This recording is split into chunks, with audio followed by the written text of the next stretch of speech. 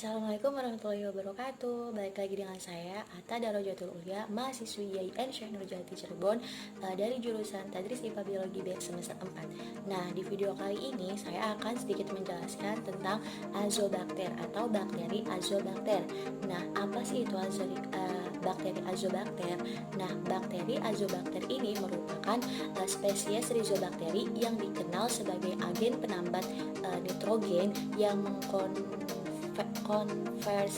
mengkonversi dinitrogen atau N2 ke dalam amonium atau NH3 yang mampu menambat nitrogen dalam jumlah yang cukup tinggi. Bakteri azobakter ini merupakan bakteri gram negatif. Bakteri azobakter ini diketahui pula mampu mensintesis substansi yang secara biologis aktif dapat meningkatkan perkecambahan biji, tegakan, dan pertumbuhan tanaman seperti vitamin B, asam indoasetat, dan sitokinin. Selain itu, azobakter juga memiliki kemampuan dalam metabolisme senyawa fenol, halogen, hidrokarbon, dan juga berbagai jenis pestisida. Bakteri ini bisa diaplikasi pada tanah pertanian sebagai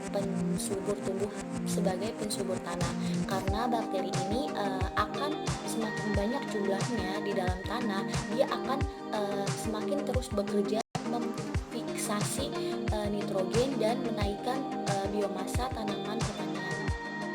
Adapun fungsi azobakteri ini yakni untuk menghasilkan hormon pertumbuhan dan mengurangi serangan hama.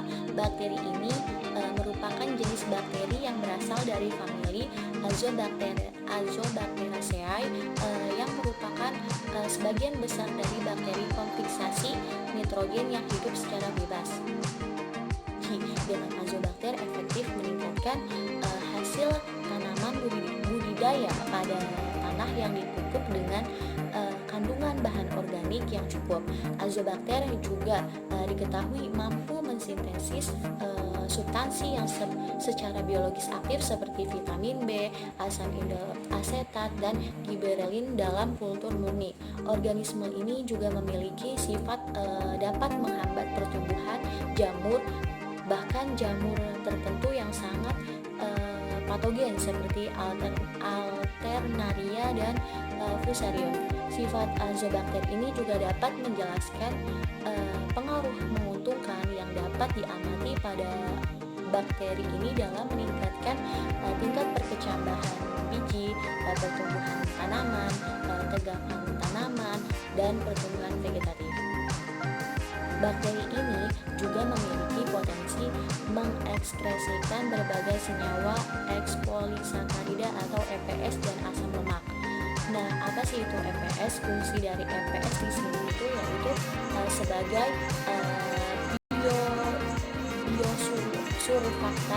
biosurfaktan yang dapat meningkatkan biodegrasi limbah minyak bumi, sedangkan asam lemak di sini yaitu berfungsi sebagai biosurfaktan karena merupakan senyawa amfifatik yang memiliki gugus liofobik dan liofilik. Nah, sel azobakter ini berukuran besar dengan bentuk batang banyak isolat hampir seukuran hamir.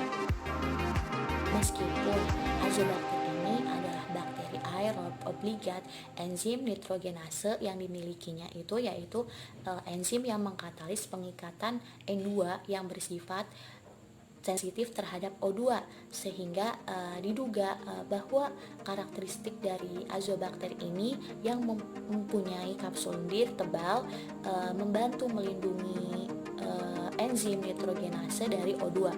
Nah, azobakter ini juga dapat tumbuh pada berbagai macam jenis karbohidrat, alkohol, dan asam organik.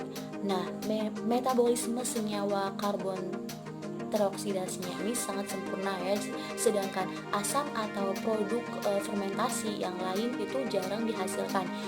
Semua anggota itu dapat mengikat nitrogen, tetapi pertumbuhan dapat juga terjadi pada media dengan senyawa nitrogen sederhana seperti amonia, urea, dan juga nitrat. Nah, azobakter ini juga dapat membentuk struktur sel istirahat yang disebut dengan hista. Seperti halnya bakteri Berendospora. Nah, hista azobakter ini resisten terhadap proses pengeringan, penghancuran mekanik, ultraviolet, dan radiasi. Namun tidak seperti endospora. Hista azobakter tidak seperti endospora, tidak resisten terhadap panas dan tidak mengalami dormansi secara lengkap.